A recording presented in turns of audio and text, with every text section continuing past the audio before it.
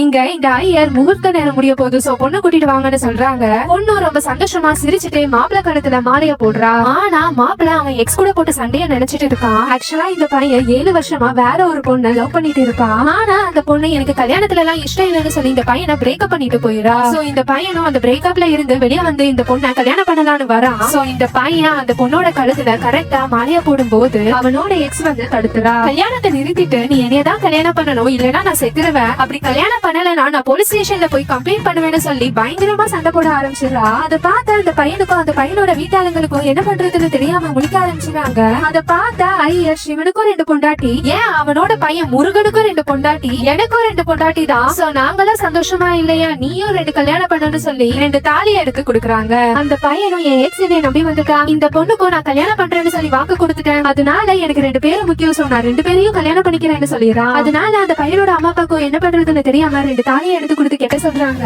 ஆனா தாலியா யாருக்கு முதல்ல கெட்டி விடுறதுன்னு சொல்லி 3 பேருக்கும் பயங்கரமா சண்டை வர ஆரம்பிச்சிடுது. 2 பொண்ணுங்களும் எனக்கு தான் நீ முதல்ல தாலி கட்டணும், எனக்கு தான் நீ முதல்ல தாலி கட்டணும்னு சொல்லி சண்டை போட ஆரம்பிச்சிடறாங்க. அதனால வேற வழி இல்லாம ஒரு பெரிய கயிறா எடுத்து 2 பேருக்கும் ஒரே நேரத்துல தாலி கட்டி முடிச்சிடறான். இனிமே பிரச்சனை எதுவும் வராதுன்னு நினைச்சு 2 பொண்டாட்டி கிடைச்சிருச்சுன்னு ரொம்ப சந்தோஷமா இருக்கா. ஆனா அன்னைக்கு நைட்டே 2 பேரும் பால் எடுத்துட்டு ரூம்குள்ள போறாங்க. இந்த பையனும் ரொம்ப சந்தோஷமா 3 பேரும் ஒரே ரூம்ல தூங்கலாம்னு சொல்லி கேக்குறான். ஆனா அந்த 2 பொண்ணுங்களும் உனக்கு அந்த ஆசை வேற இருக்கான்னு சொல்லி அவனை அடிச்சு ரூம்க்கு வெளியே தள்ளி கதவை பூட்டிட்டு இவங்க 2 பேரும் பெட்ரூம்குள்ள தூங்கிறாங்க.